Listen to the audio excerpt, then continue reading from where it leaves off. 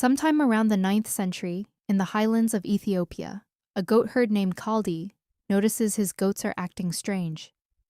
They've been nibbling bright red cherries off a wild shrub, and now they will not sleep.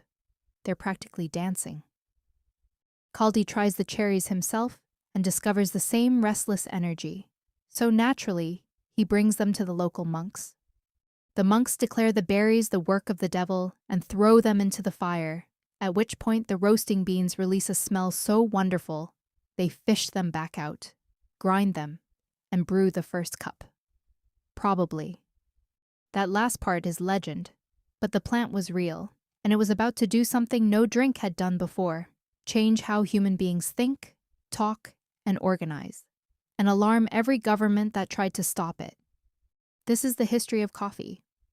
The first solid evidence of coffee as a drink comes not from Ethiopia, but across the Red Sea, in Yemen, around the 1400s.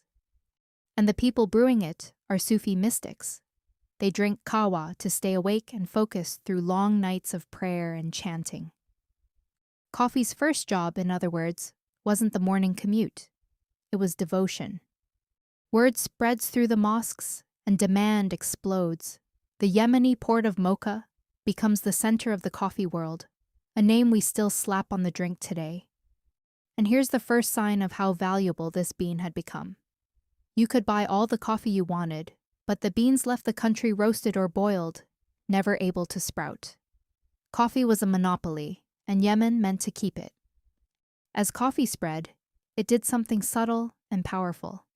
It gave people a reason to gather, stay sharp, and talk for hours. And wherever people gather and talk freely, someone in charge gets nervous. In 1511, in Mecca, a governor named Khair Beg found people drinking coffee near the holy mosque, and he suspected gossiping about him. So he banned it. He convened scholars, declared coffee an intoxicant like wine, and had stalks of it burned in the street.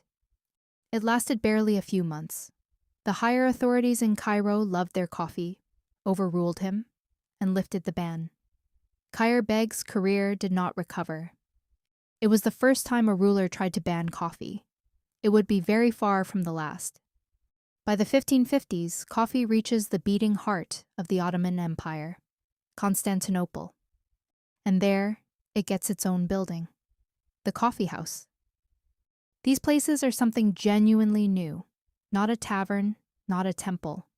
People come to drink coffee, play chess and backgammon, hear poetry, argue politics, and trade the news of the day.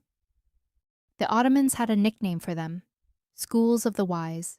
You went there to get smarter, which, again, made the powerful deeply uneasy. Sultan Murad IV went furthest of all. He banned coffee and tobacco outright and enforced it with spectacular cruelty, reportedly patrolling his own capital in disguise to catch offenders. People drank anyway. That becomes the pattern of this entire story. The harder anyone tries to switch coffee off, the faster it spreads. Around 1600, coffee sails into Europe through Venice, and the reaction is exactly what you'd expect. Some clergy are scandalized. This dark, bitter, Muslim drink, they argue, is suspicious, perhaps even satanic, and ought to be condemned by the church. The matter, by legend, goes all the way to Pope Clement VIII. He asks to try the devil's drink first. He takes a sip, and rather likes it. This beverage is so delicious, he supposedly says, it would be a sin to let only the unbelievers have it. And so, the story goes, the Pope baptizes coffee, and Catholic Europe pours itself a cup with a clear conscience. Coffee reaches England in the 1650s, and the English do something remarkable with it. A London coffee house charged 1 penny for admission. For that penny, you got a cup of coffee, and access to the conversation, the newspapers, the pamphlets, and the arguments inside. People started calling them penny universities. You could learn more there, for a penny, than in a week anywhere else. And these rooms didn't just spread ideas, they built institutions. Merchants and sailors gathered at a coffee house run by a man named Lloyd to trade shipping news and share risk. That coffee house grew into Lloyd's of London, one of the world's great insurance markets. Stockbrokers, thrown out of the Royal Exchange for rowdiness, did their deals at a coffee house called Jonathan's. That became the London Stock Exchange. Read that again. The modern financial system was, quite literally, born in a coffee shop.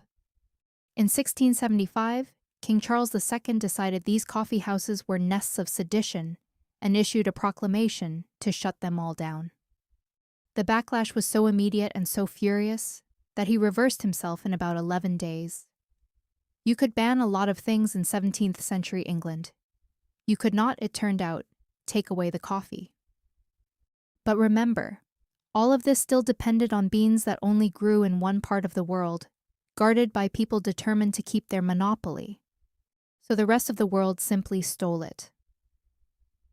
By legend, an Indian Sufi named Baba Budan, returning from pilgrimage in Mecca, taped 7 fertile coffee beans to his chest and smuggled them out, 7, a sacred number, and planted them in the hills of southern India. The Dutch were less romantic and more thorough. They got live plants and built coffee plantations in their colony of Java, another name we still drink today.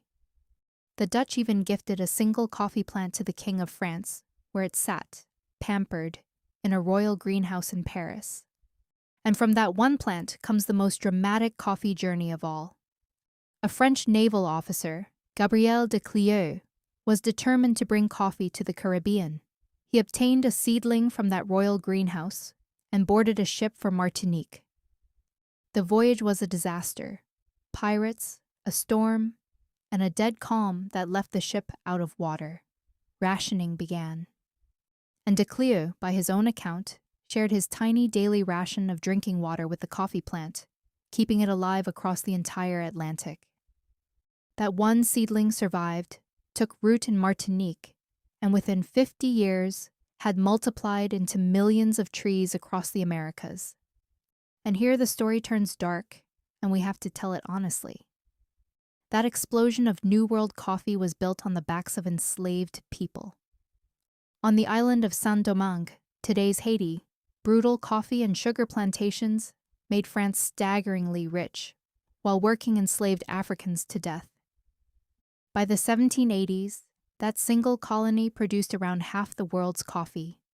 The cup that fueled Europe's bright new age of reason was too often filled by people who had no freedom at all. In 1791, the enslaved people of Saint-Domingue rose up, the only successful slave revolution in history, and the coffee economy that depended on them collapsed. Coffee's story is genuinely one of enlightenment and connection.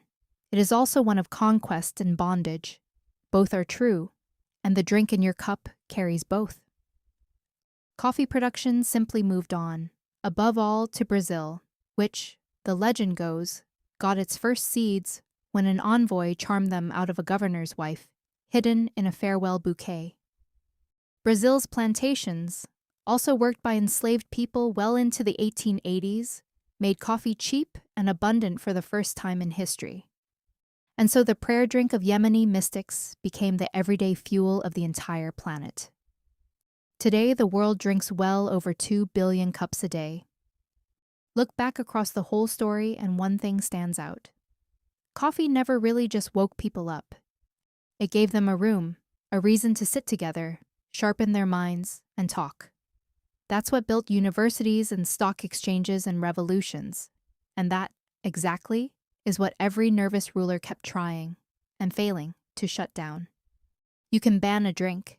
It turns out to be much harder to ban a conversation.